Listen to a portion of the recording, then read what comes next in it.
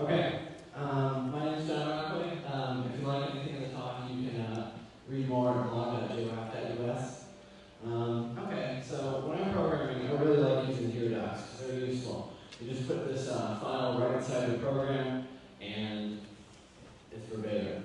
It's very nice. But unfortunately, they're incredibly ugly.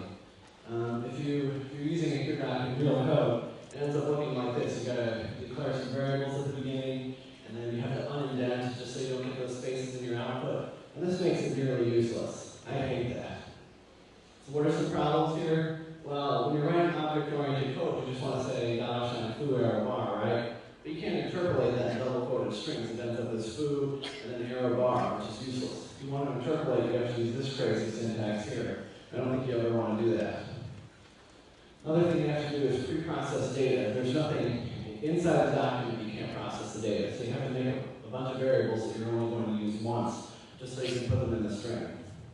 And the worst part is you can't indent the here doc. So here we have some deeply nested here doc, and we lose all of our indentation just to have a here doc there.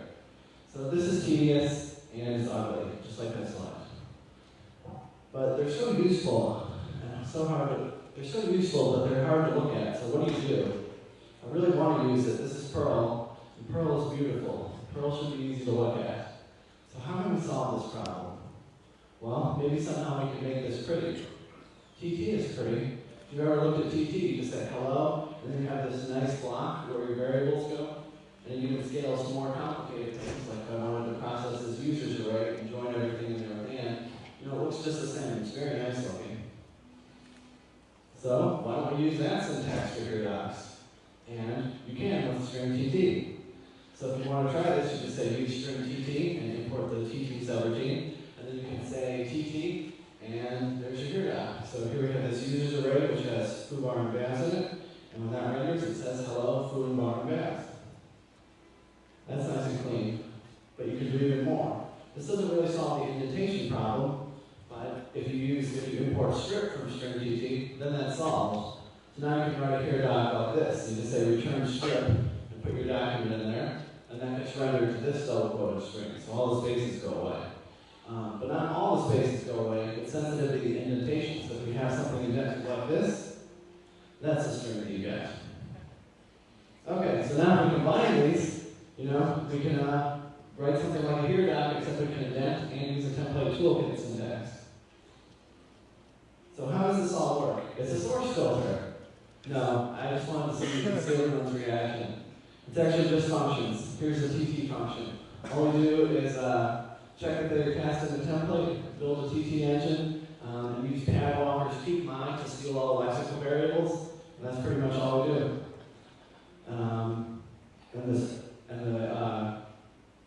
Right, so people get confused by this syntax, that's why I think it's a source filter. But, it's just Perl with prototypes. So writing this is exactly the same as Perl as writing this. That's what we do. Okay, it also uses sub-exporter, so some people complain about the name TT. Well, since it's sub-exporter, you can just say remap it. You can remap it to some really long function if you want to. The last problem is that Perl is too flexible for TT. You can have a scalar named foo, an array named foo, a hash named foo, and TT doesn't have any way of dealing with this. So we actually do a quick transformation. Arrays get an A appended, and hashes get an H appended.